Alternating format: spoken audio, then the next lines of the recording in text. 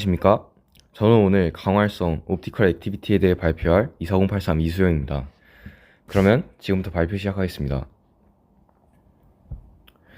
일단 오늘 뭘 알아볼 거냐면 첫 번째로 광활성의 정의를 알아보고 그 다음에 그 원리를 이해하기 위해 필요한 추가 개념들, 그 다음에 왜 일어나는지, 그 다음에 어떻게 회전각을 측정하는지, 그리고 마지막으로 이 측정한 회전각을 어떻게 응용할 수 있는지에 대해 여러분들과 이야기 나눠보겠습니다. 일단 첫 번째로 광활성의 정의는 선형 편광된 빛이 특정 물질을 통과할 때 광축을 중심으로 편광 방향이 회전하는 현상을 말합니다. 이 옆에 그림을 보시면 이 정육면체 물질을 통과하면서 이 편광 방향이 회전하는 것을 볼 수 있죠. 이것처럼 물질을 통과하면서 편광 방향이 광축을 중심으로 회전하는 현상을 광활성 혹은 광활성을 띠고 있는 물질을 통과하면서 광회전이 일어났다고 표현합니다. 이러한 현상은 카이랄성 구조를 가진 분자에서만 나타나는데요. 이게 왜 일어나는지 이해하기 위해서 일단 선행 개념들 몇 가지만 짚어보고 가겠습니다. 첫 번째로 카이랄성입니다. 이제 1학년 때 배우는 화학 개념인데 이제 서로 거울상이지만 겹쳐질 수 없는 성질을 가진 분자 구조를 카이랄성을 지닌 분자 구조라고 합니다.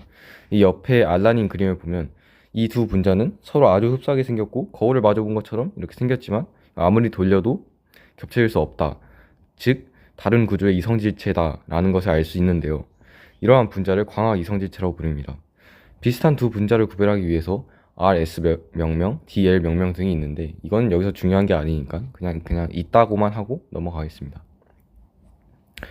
그다음 편광인데요.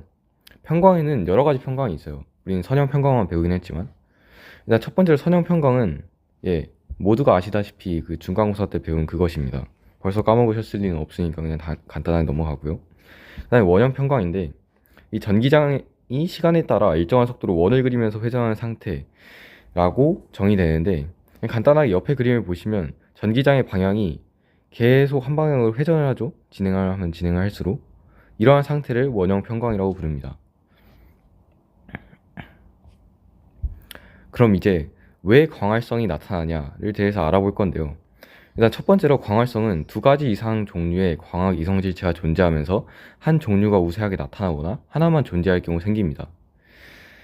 이 선형 편광된 빛은 오른쪽과 왼쪽으로 회전하는 두 원형 편광의 합으로 볼 수 있는데요. 이 두 원형 편광에 대해 카이랄성 분자가 다르게 반응합니다.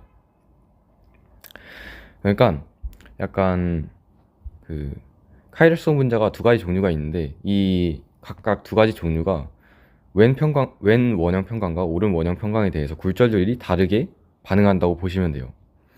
이렇게 굴절률이 다르게 반응되니까 이 왼쪽 원형 편광과 오른쪽 원형 편광 간 광속의 차이가 발생하여 결과적으로 이 편광 평면이 회전하게 되는 것입니다.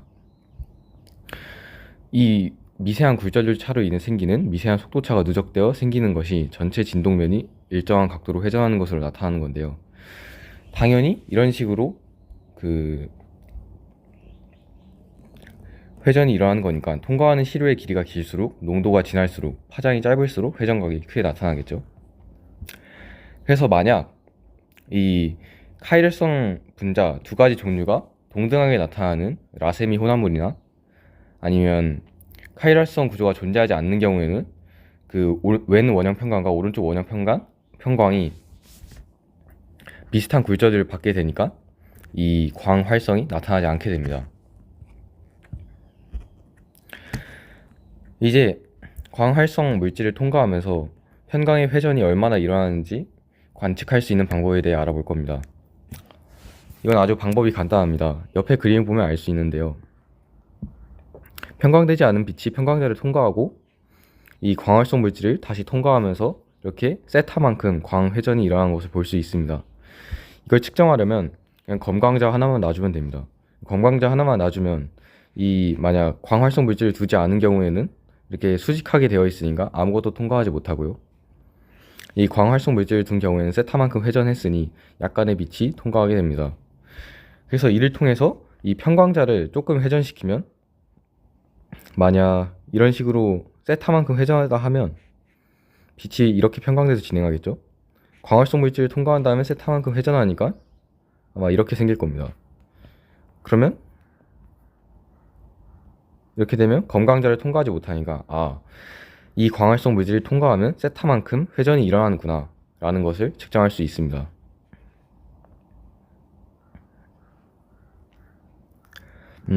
이 회전각을 시로 관의 길이 그리고 농도로 나누어서 비회전도라는 물질의 특성을 구하기도 합니다.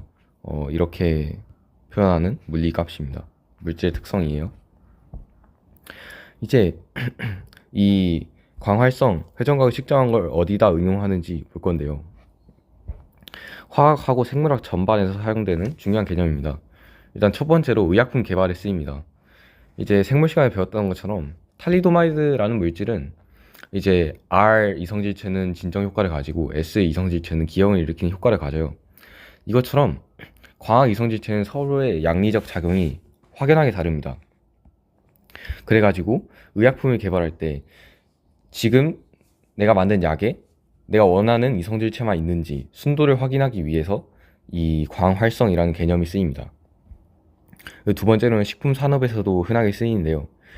이 모든 물질에서 비회전도라는 것은 물질의 특성입니다. 그래가지고 이 과일의 당도 용액에다가 빛을 통과시켜서 얼마나 회전하는지 그 비회전도로 나눠서 구해주면 이 당의 농도를 구할 수가 있고, 또 천연꿀하고 인공꿀 같은 경우에는 들어가 있는 당이 다르잖아요. 천연꿀 같은 경우에는 자연적인 당이 들어가 있고 인공꿀 같은 경우는 합성당이 들어가 있는데 이 때문에 비회전도가 다르게 나타나 가지고 구분이 가능합니다. 그리고 또 유기 합성 및 정제에 쓰입니다. 이제 우리가 실험을 하다 보면 특정 광학 이성질체가 필요한 경우가 가끔 나타나는데, 이러한 경우에 지금 제가 가지고 있는 물질이 그 원하는 광학 이성질체만 있는지 확인하기 위해서 광활성이라는 개념이 쓰입니다. 사실 이 광활성이라는 개념은 바이오 분야에서 가장 활발하게 쓰입니다. 이게 이유가 대부분의 생체 분자는 카이랄성입니다. 그 D와 L 이런 식으로 붙여가지고 대부분의 단백질과 아미노산 등이 그렇게 나눠지는데, 그래가지고 바이오 분야에서 광활성이라는 개념이 깊게 작용합니다. 효소 기질 특이성 연구 같은 경우에 효소는 특정 광학 이성질체만 인식합니다. 이를 이용해서 그 광활성으로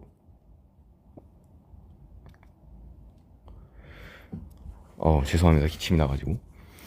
효소는 특정 과학 이성질체만 인식하기 때문에 이를 이용해서 반응이 얼마나 진행되었는지 정량적으로 분석하는 데 이용되고요. 그 다음에 단백질 2차 구조를 분석하는 데 이용됩니다.